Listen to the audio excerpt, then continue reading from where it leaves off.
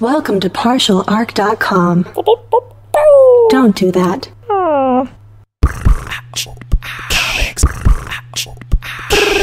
I'm here to save the day. I'm here to save the day. Soon I will be invincible.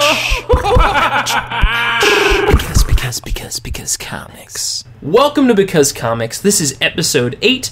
I'm your host, Jay Jones, and I'm joined by my co-host, the translucent Mike Christensen. I like that I'm not invisible. No, you're not. I'm just like... You're just partly some light is getting through you. Are you a ghost, sir? Yeah, exactly. You know, I've never noticed it before. It's so weird. You think that I would, though, right? It's strange that you haven't. You know, I don't ask these questions, but yet I have it here that you're translucent. You knew I was Lovecraftian like 2 weeks ago. I did know that. You should have known. So, I thought the craziness was just like I was seeing things, and I was, for sure. Oh, yeah, no, it was bad. Yeah, so, oh well. Well, here you are. So, before we kick off this episode, Comic-Con just happened. It did, a couple of weeks ago now. Right around the time episode 7 came out, that was right after the weekend of Comic-Con. We pre-recorded the episode, so we weren't able to talk about any news on the show. But we did do some live tweeting of some of the Marvel panels, and we got a lot of really great responses on Twitter and also on iTunes and in the email that we wanted to talk about. Specifically want to point out a couple of people who, it's really nice that people are doing that. A couple of people who tweeted to us, who sent some really nice things to say, like Peter Marinari at Crisis with a K, Janine Schaefer at J9 Schaefer, and Uncanny Furball at Real Superhero 15. Thank you guys so much for all the nice things you had to say on Twitter. You guys are awesome. And with that, I think we should talk about the poll list. Oh, for this week. Things. The things we do every week. Or every other week. We're not a weekly podcast. We're not. And I keep calling us one. You do that quite a bit. It's okay. Ghosts and time, it's a very different I don't thing. really know what weeks are. Right. He did air quotes. You couldn't see it. That's true. Just wanted to get it I've done across. that before on the air, too. Yes. All right. We are an every other week show. So. Yes, and the poll list is something every other week we talk about comics that we read, and just some selections from our poll list. Jay, what are you talking about this week? So this week, speaking of some kind of crazy, weird, almost sci-fi things, my poll is called The Squidder. Now, The Squidder is written and drawn by the same guy. His name's Ben Templesmith. And Ben has actually, you might know the name, he did the art on 30 Days of Night that got so popular and got that movie. Right. With the vampires. And he does some really cool stuff with ink or coloring things, whatever he uses. It's really cool how it comes out, and the comic, The Squidder, is pretty crazy and out there. Basically, to give you the premise, is it's a post-apocalyptic world, and the reason why it's called The Squidder is the Squidder is the name of these type of, I wouldn't call them mercenaries, but soldiers. They're kind of retired soldiers that were in the war against giant squid monsters. Okay. So these giant squid monsters are basically, they're referring to what most people know now as like Cthulhu, like the Cthulhu mythos. Sure. So it's basically, in this post-apocalyptic world, it's being ruled by these like Cthulhu monsters. Like, they came from space, we had a big war, we lost, and now we're ruled by squid monsters. It ended that way. Yeah, it ended that way.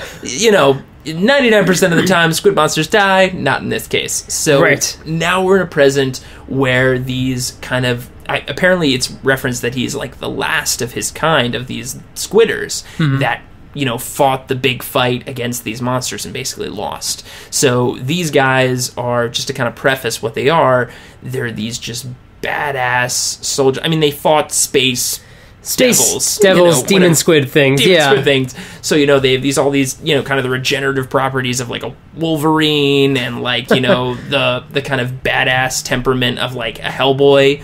And it's really cool so far. I mean, it's obviously just the first issue is out, so they're just kind of building the world right now. It's very much like Mad Max, but Cthulhu. So that sounds like it would make nothing against Mad Max. It does sound like Cthulhu would make it infinitely better. I feel like Cthulhu can make any franchise better. Really? It's kind of like just dashing it in somewhere. Yeah. Oh, yeah, and there's also Cthulhu monsters. Yeah. It's like, oh, yeah. Oh, cool. It's like, oh, yeah, how was When Harry Met Sally?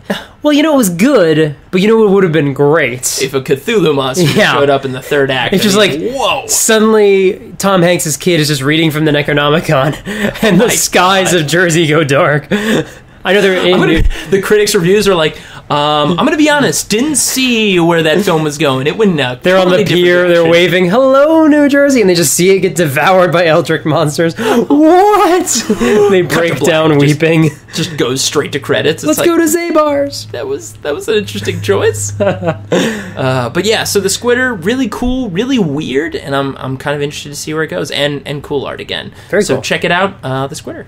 It's my poll. Great. Mike, what is your comic for the pull list this week? This episode I'm talking about Saga. Saga's an Image comic book. It's from Brian K. Vaughn, who people may know from Why the Last Man, and Why the Last Man, and Ex Machina, and he wrote for Lost and Under the Dome. He's a very prolific writer, and the artist is Fiona Staples, and it's not superheroes. It's sort of fantasy, but with a real Star Wars vibe.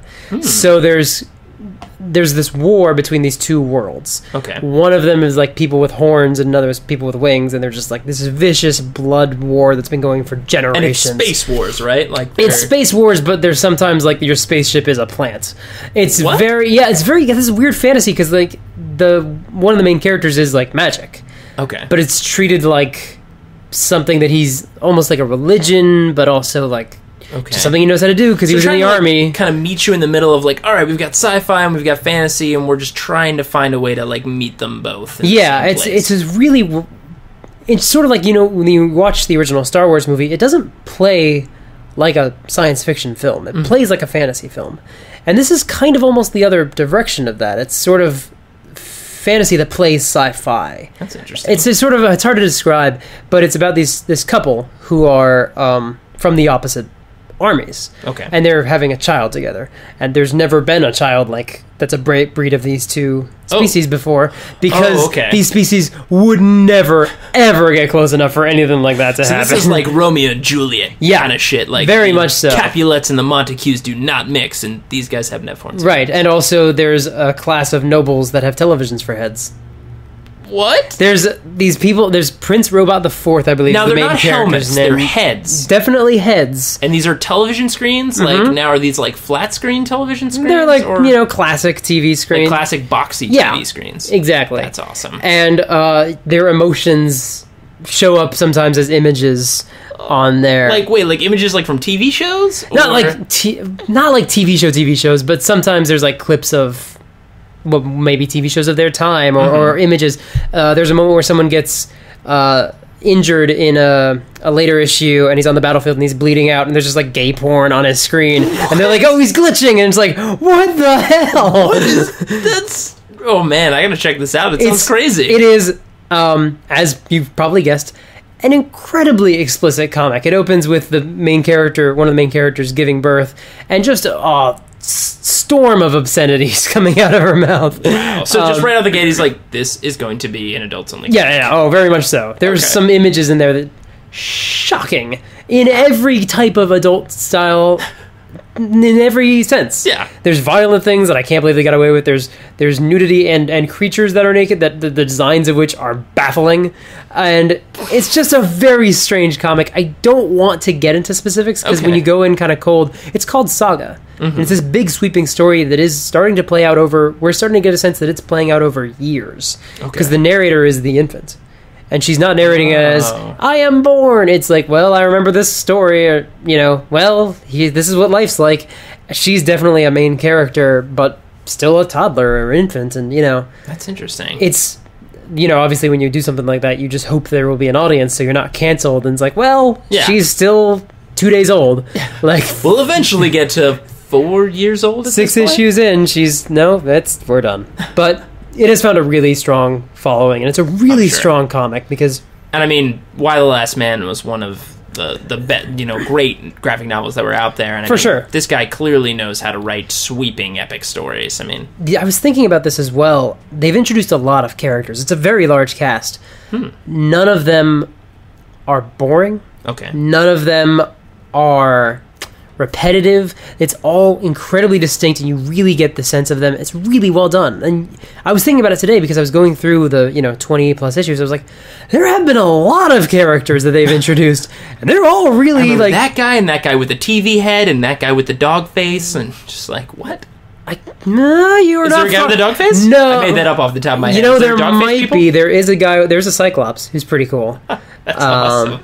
There's some really weird images. Okay, question. Yes. Sci-fi and fantasy in space, right? Yes.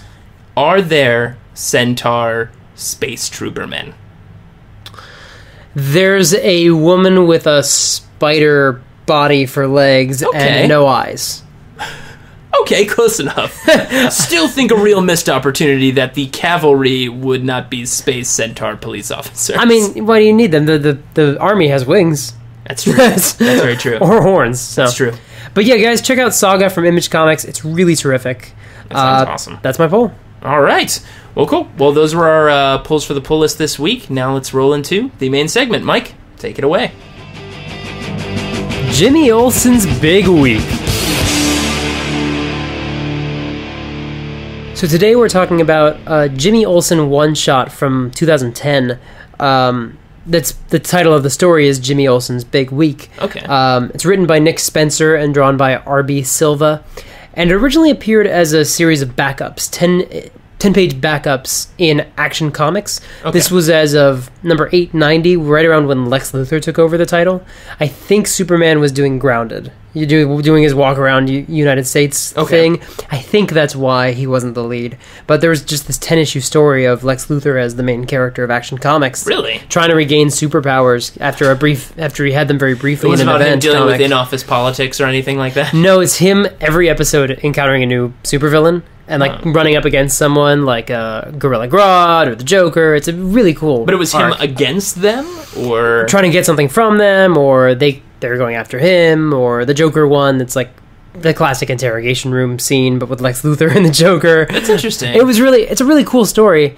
But in the back for a few issues was this backup about Jimmy Olsen, right? And it didn't last very long. But then they collected basically the entire story as a one-shot / collection trade version of it. It's still one issue, but it basically served as the trade for this story. Interesting. The thing about Jimmy Olsen is that he was bonkers weird in the Silver Age.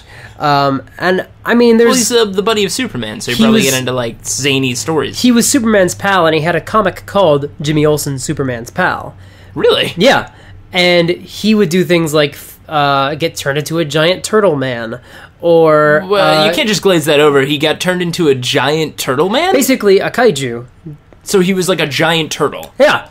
With a bow tie and I think red hair. And red hair? I think so. That's awesome. And he had elastic powers at one point. He would frequently get taught lessons by the biggest asshole of the Silver Age, which is Silver Age Superman, who would really? Silver Age Superman was an asshole? Silver Age Superman would adopt him as his son, adopt Jimmy Olsen, the grown man, as his son, and then just be a huge douchebag. Like, Jimmy Olsen would give him, like, hey, here's a tie, and Superman would just light it on fire. Like, I hate it, it's awful. What? Ostensibly to teach him lessons, but just, they were the weirdest comics. Never buy Superman ties. You'll remember this forever, Jimmy Olsen. Jimmy Olsen also went back in time and took down the Nazi party from inside Hitler's inner circle. Okay. He also found out that he was, I think, the reincarnation of Marco Polo. Here's the thing, man. There's a lot to process about Jimmy Olsen right now. But just the fact, hold on. Let's take a beat for a moment. A writer sat down and was like, all right, Jimmy Olsen is clearly the reincarnation of somebody, right? And then people around the table were like, yeah, of course he is. Of course. King Tut? No, not King Tut. Genghis Khan? No. We're not going to do that. It's so amusing to me that you think there was more than one person in the room for that conversation, but go ahead. It might have been. Maybe the person was like multiple personalities all around the table. And they settled on Marco Polo was the reincarnated version of Jimmy Olsen? Well, remember, these are also comics that were meant for kids. The whole idea behind it was the kids can't be Superman. And they know it. It's the same idea behind Batman. Well, at least we hope the parents let them know that. Yeah, well, that's the goal.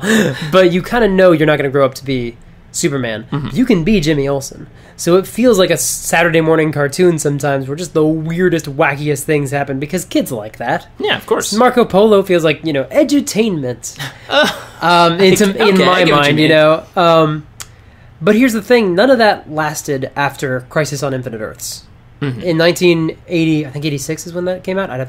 Everybody's favorite DC story arc. Well, it was like a huge big deal. Mm-hmm. And after that, it became much more of a grounded universe. And there wasn't really a place for giant turtle man, or reincarnated Marco Polos. We've seen it come up a few times in All-Star Superman. He gets turned into Doomsday, basically, and that's in All-Star Superman. Do you not remember that story where he gets turned into a Doomsday? Jimmy Olsen gets turned into a Doomsday? Yeah, it's like issue 3 or 4. I don't remember that. Yeah, he goes to the lab, and Superman gets, like, corrupted by black kryptonite or something, and then Jimmy Olsen takes a serum and turns into Doomsday for 3 hours or something like that. Okay. Yeah, it was a reference to Superman's pal, Jimmy Olsen. That's very awesome. much so. And Jimmy also has a signal watch that he can summon Superman I do know that, yeah. whenever he gets in trouble, and that's survived. But by and large, Jimmy was just the photographer buddy, or up-and-coming reporter, something in that ballpark. This story opens with Jimmy reminiscing about how things used to be so cool, and we flash back to when he was held captive by a self-described alien genie scientist with a giant underground techno bottle. And Jimmy, I have to imagine you rehearsed that phrase. What was that, a techno genie? An alien genie scientist with a giant underground techno bottle. Wow. He's planning world domination. Jimmy had infiltrated the genies for his story, Of course. for a news story. Anyone would do this. And, the genie is gloating, the signal watch doesn't work here because I've blocked it. And Jimmy's like, it hasn't worked for years, actually. I just learned Morse code, and he's been tapping on the desk the whole time, and Superman comes in and saves him. And beats up the alien genie scientist. That's the assumption, but we flash forward to present day where he's sitting around playing the Superman video game. That's kind of all he does. He just plays... He's just playing the Superman video game. He's not really Now, when you say the Superman video game, do you mean the N64 Superman video game? I mean a game called Superman the video game. Okay. And he's being dumped by his girlfriend, Chloe Sullivan, who was this is her premiere after Smallville. I was going to say, that character was created in Smallville, right? She was created in Smallville, and for years they talked about transferring her over, because I don't know if any of you guys watched Smallville. I did. I watched that show for 10 years. I watched that show, too. I didn't watch it for 10 years, but I did watch it for a while. I did. We'll talk about that some other time. But, okay. But they talked about bringing her in for a long time, because she was the best character on that show, by and large. Okay. But they didn't really get around to it until pretty much the last year the show was on the air. They finally found a place for it, and it says Jimmy Olsen's girlfriend who's dumping him because he's not as exciting as he used to be. Wow. Which is incredibly metatextual. And Jimmy's feeling like, well, he's not in Metropolis, and plus if I go out there and I have these adventures, like I'm taking Superman away from doing Superman stuff, like he's not an idiot. He knows when he has adventures, he's putting himself in danger. And it's sort of... It's very meta. It's incredibly meta, but... she breaks up with him. Mm-hmm. A few weeks later, he's at the club with his friends. He got dragged out to the club. And we run into his rival, Sebastian Mallory, another new to this original character in this comic, who's a fast-rising junior executive at LexCorp. Okay. So he has a Lex Luthor.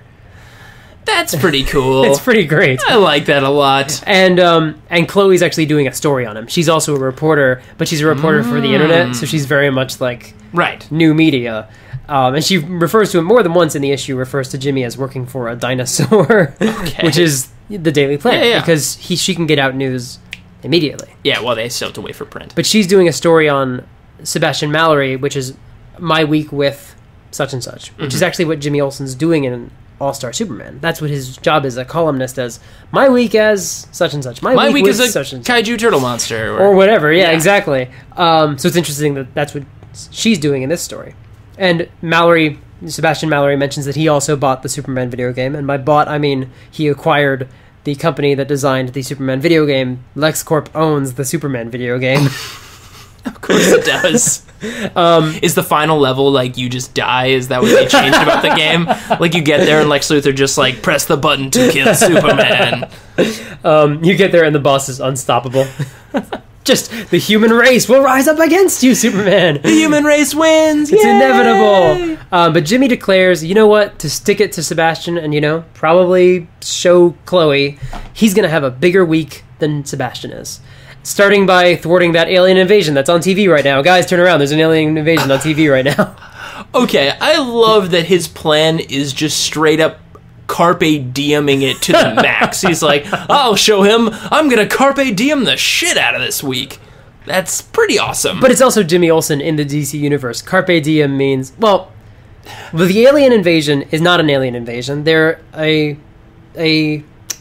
emissary group, basically. They're coming and they're saying, well, we have this celebration. We celebrate every 4 years, this tradition, and we always go to a different planet and use them as the venue. We've heard great things about Earth. The DJ downstairs is supposed to be really great. This is dope. And exactly. And Sebastian Mallory and Jimmy have a meeting with the mayor, and Mallory's like, no, we have to let them have the celebration in Metropolis. This would be terrific. And Jimmy's like, I don't know that that's such a great idea. But the mayor is like, well, you two are going to show them a good time. You're going to show them around the city. So Mallory takes them to an awesome nightclub, which is hidden behind, you tip a bum, and then the wall turns into a nightclub. It's either a hologram or literally a wormhole, because, the best clubs are the most exclusive. Exactly, with boom tubes and wormholes to get into them. I think it is a boom tube, actually. That's awesome. So that probably makes sense.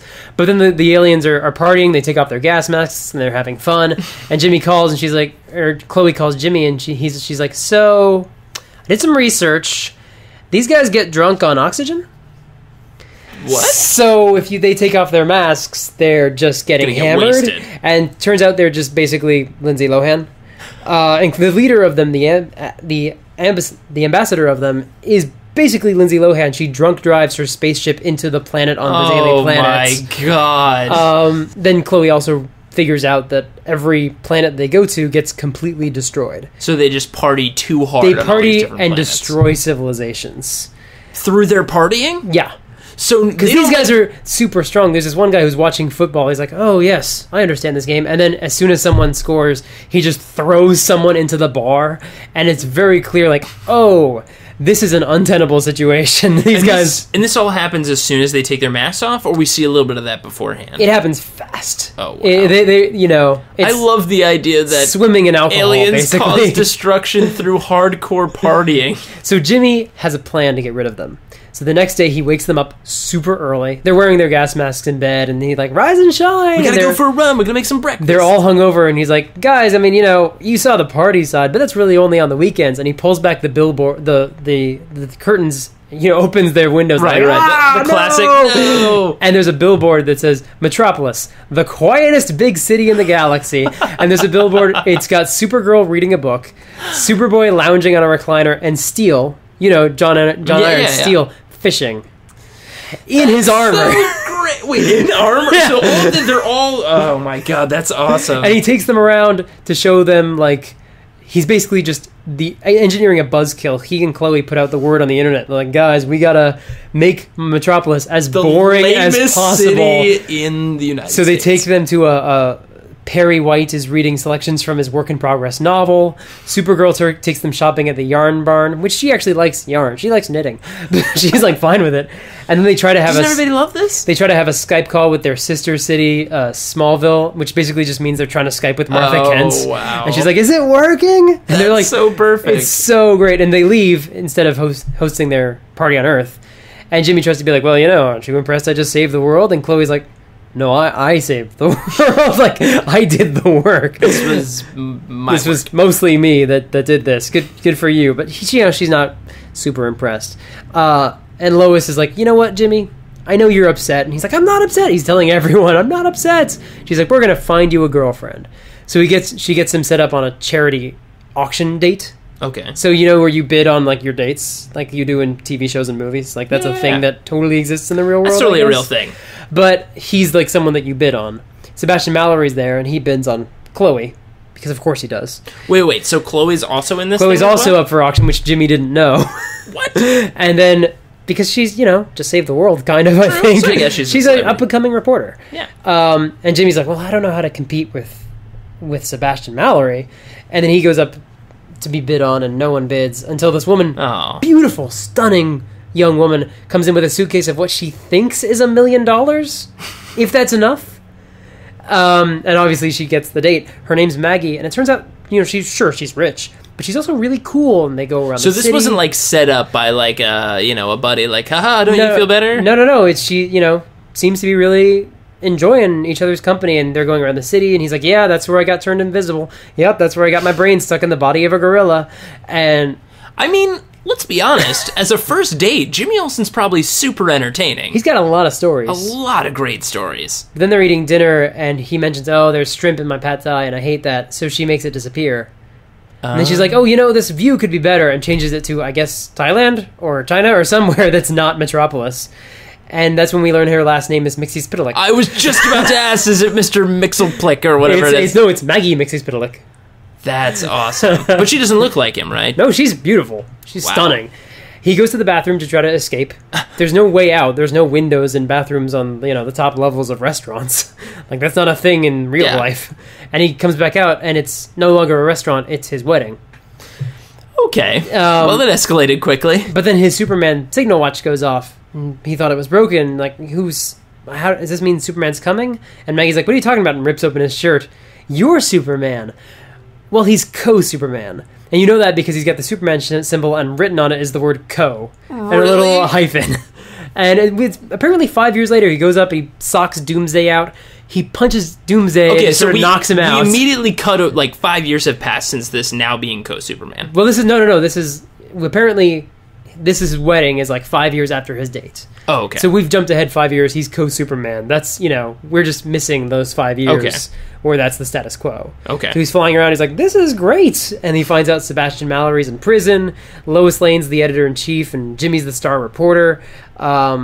He's covering the ceremony for the co-Superman getting the key to the city. And Chloe approaches him. And everybody refers to him as co-Superman? Yeah, it's only appropriate. Sure. It's his title.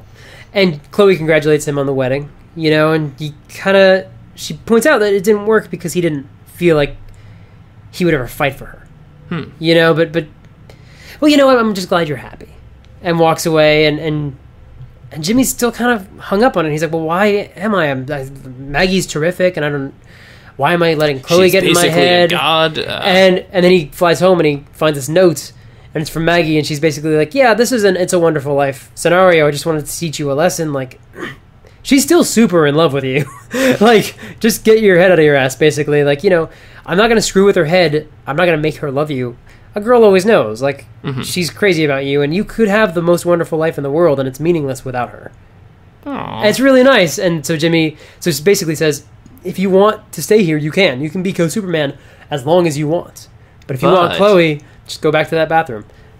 So he does. He goes to the bathroom. It announces, he ends with I'm going to the bathroom. So they really made it a cornerstone point for his decision is the bathroom. It's he goes back home and he wants to have some sweeping romantic gesture. Okay. So he goes to his friend Natasha Irons, who's the niece of Steele. Steele, yeah. John Henry Irons, who turns the old defunct Daily Planet news chopper into a spaceship. Okay. And he takes that spaceship, she says, well, the shields aren't finished. He's like, it'll be fine. And the narration says, okay, I know that getting in this thing means that something will be shot at the ship. I'm not an idiot. I know that's what happens when I get in a ship that doesn't have shields. I'm not a moron. But he flies to Sebastian Mallory's orbital apartments. So he's still having this quarrel with Sebastian Mallory. Oh, it's only been, this is all 1 week. And he's flying to Sebastian Mallory's, his apartment in space, where he's with Chloe. And Mallory's they're on a date, or? They're on what he's calling a date. He thinks is a date. Okay. And he's like, can I get you a drink? And as soon as he walks out, she does some hacking and looks up, and he's got plans on the Superman video game. And Mallory just comes out, he's like, yes, this is my evil plan, or my master plan. I'm going to take over the world using this video game. Wait, for real? Yes. He wasn't being sarcastic? No, he's using subliminal messages to keep gamers gaming. So they'll just keep playing the game forever and ever and ever. Wow. And not getting up and being Superman's pal, for example. Right. And she's like, well, that's kind of dumb. Gamers always game. You don't need to incentivize gamers to keep gaming. That's what good games do. What they do. And he's like, well, also, the more they play, the slower bandwidth will get all over the world. And LexCorp will be the only source of reliable information and bandwidth and internet. His evil plan is screwing over net neutrality. So his evil plan is to become a real cable company, basically? Basically. That's awesome. And they're going to, basically they can fix the internet, and LexCorp will be the heroes because of it. The one true internet providers. Jimmy Olsen flies to the space apartment, but Mallory launches missiles at him, because of course there's missiles in the LexCorp executive space apartment. Why wouldn't why not? I mean, that's step 1, build framework for apartment. Step 2, warheads. And Jimmy knows, oh, well, yeah, I knew this was going to happen. And then he's floating in space. He's got an oxygen mask, but he's like, I don't know what to do. And then he reaches into his pocket, and he's like, I've still got that alien Kardashian's keys. So he... What? Oh, right. From when she was driving. Mm-hmm. So when the ship crashed into the globe, they didn't know how to get it out. It was too heavy, so they just pushed it into the globe and sealed it. Okay. And they're telling Perry that, and he's like, well, that'll be a nice story for when the kids come for tours, and the ship just flies out of the globe. He's like, well, I hate kids anyway. Like, he just sort of shrugs it off. The workmen are still there. They're just going to get to work now on fixing that hole. But so he flies the ship up to himself, and he crash lands onto the space station, and he's like, he literally delivers the line, "Get your damn hands off her," straight out of Back to the Future. Awesome. And Mallory is tied up and gagged and duct taped on the floor, and Chloe's just sitting on his back, just pinning him to the ground. Again, I am still better than you and the hero of this comic. Oh, I took care of it, basically. But Jimmy has to find a way to make the game suck, or else the plan will work. People will keep playing the game. I love that his mission is to make something crappy. So, just like in Metropolis, Superman is gone in Metropolis, so he makes it so once you get to a certain point in the game, you beat Brainiac, Superman leaves, and you have to choose between Mon-El, Alpha Centurion, Crypto, and Lex Luthor as your main character. That's awesome. And everyone's just like, nah, want to see what's on TV. The Crypto's level is just you chasing things through a field. Exactly, and I don't think it's a coincidence that Lex Luthor had an ongoing series at that point. Right.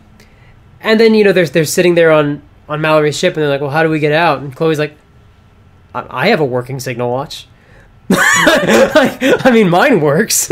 She too has the hookup to Superman as well. How many of these is he handing out, man? I think Lois has one.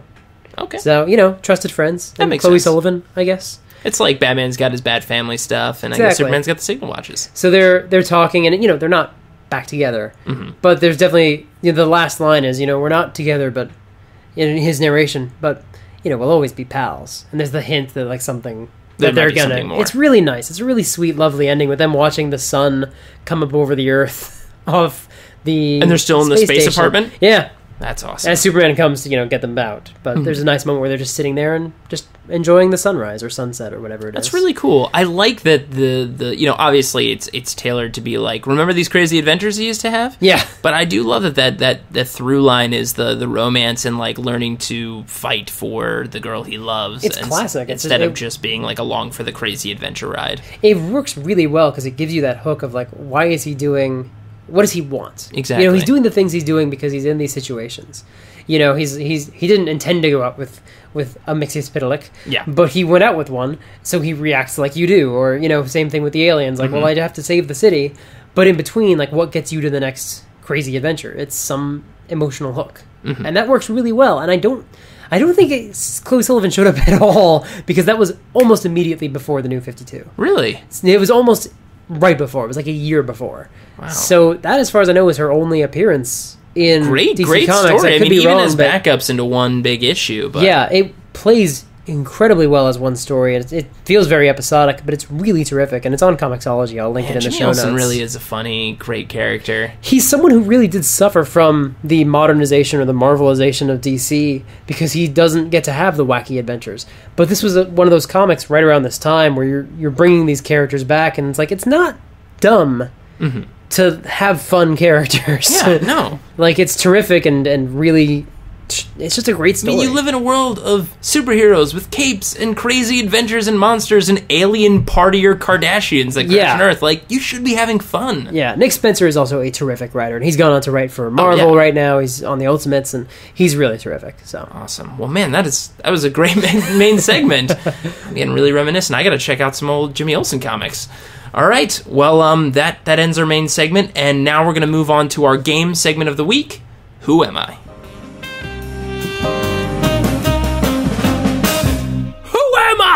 All right, this is our game segment, Who Am I? So, just like we do with every segment of Who Am I will basically hold the identity of a hero or villain from either Marvel or DC, and through a series of 20 questions, Mike here will have to guess, through kind of yes or no or very simple questions, who is the mystery person. Indeed. Yes, and there is, of course, if he gets a little bit lost, there are what we call lifelines. He can either pick a significant event in the hero or villain's life, or can pick to see, like, a quote or something they would say. So here we go. Let's play Who Am I? Mike, take it away with the questions. All right. Marvel or DC? DC. Okay. Male, female, or neither?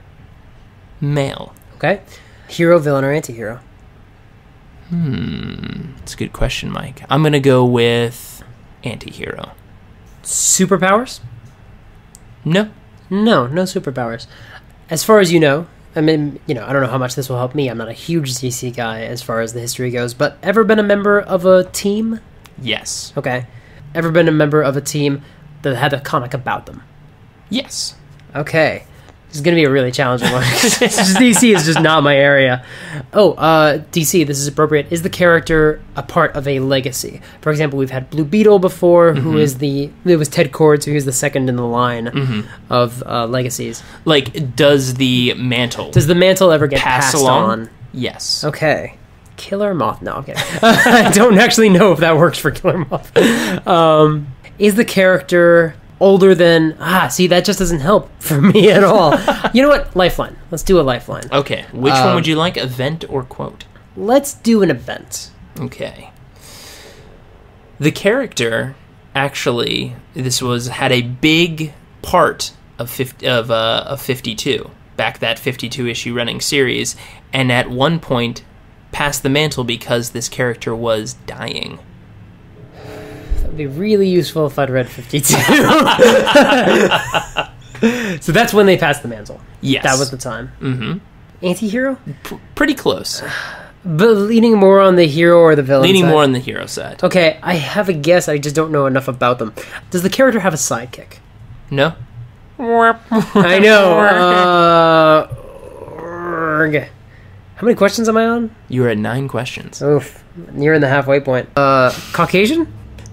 Yes. Okay. Doesn't narrow it down a lot. Really narrowed it down with that one. I know, right? There's so few white people in the DC universe. Yeah, just really... Especially the first parts of Legacies. No superpowers, you said. No superpowers. Well, but do they use technology or magic? Yes. Well, do they use technology or magic? Yes. Okay. Was the replacement a minority? Rather, female or, gay or transgender or of a different race? Yes. Okay. Really wish I'd read 52, but I have a guess. Okay. I'd like to narrow it down just a little bit more. Okay, you can ask for your other lifeline, too, if you'd like. It wouldn't help me that much, but let's go for the quote. Okay, here it goes. It ties in a little bit to what I said for your previous lifeline. It's, Renee, it's up to you now. Yeah, you can tell by the way I'm nodding that I know exactly who we're talking about. We're talking about the original question. That is correct, and his name... Oh, what is his actual name? His name is Vic Sage. Vic Sage, that's what it is. Yep. Well, if for anyone out there just screaming, it's actually Victor Zaz, I think is how you... It's actually his real name, but everybody calls him Vic Sage. Really? Yeah. I thought Zaz was a different guy. You're thinking of the Batman villain. I am. Oh, but, yeah, that's who I am thinking of. Yeah, but Vic Sage, and I believe originally Victor Zaz. Fair enough. Yeah? Yeah. Because it was either him or the Atom. I don't know when the Atom passed on his mantle. Mm-hmm. I wasn't sure. I was going to say, you were probably going to get it with the Renee reference. Oh, yeah, there was no way around that. If you didn't get it with the Renee Montoya reference, it's like, well, you're not going to get it. Yeah, you don't know who the question is. It's just... Did you know, interesting, the question is now very different in 52 now. He's 52. He's part of the Trinity of Sin. He's not Judas Iscariot. He's, I think... You're thinking of the Phantom Stranger. Yeah, I think he's Caligula. Is he? I think so, or he's something like that. Well, now his memory, his identity has been wiped. But he's part of the Trinity of Sin. He's more from... I don't know very much about the new question. I was very much more familiar with the old question. Yeah. But he was much more of a hero then, and he was very much influenced by, or he influenced... I think he actually influenced Rorschach. Oh, very much so. In Watchmen. Yeah. So he was very much that character before Rorschach was. Well, he was created by Steve Ditko, who co-created Spider-Man. Yeah. And he had a few characters. I think Mr. A was another one of them. Was similar, just a face. Both of them were big influences. On Rorschach. So that's why I was saying the anti-hero, because he can, in his past at least, has been very, and I guess even now, he's almost like a bit, from what I've heard, because I don't know as well, he's almost like a bit of a villain or something like that, or at least part of it. He's very much like Constantine is a villain, or Constantine. Yeah, but he's like this immortal guy, I guess. I don't know much about the Trinity of Sin. But yeah, so... Unquestionably the best version of the question. I didn't mean for that to be a pun, but the best version of him is Jeffrey Combs in Justice League Unlimited. Mm-hmm. He was fantastic. fantastic. Oh, definitely. As the question, and that's my go-to for sure. He's also pretty great in Brave and the Bold, but he's a little bit weird in that show. Yeah, that's true. Question's always weird. Always weird, of course. All right, well, that is the answer to Who Am I is the question, which is Vic Sage. That's right. All right.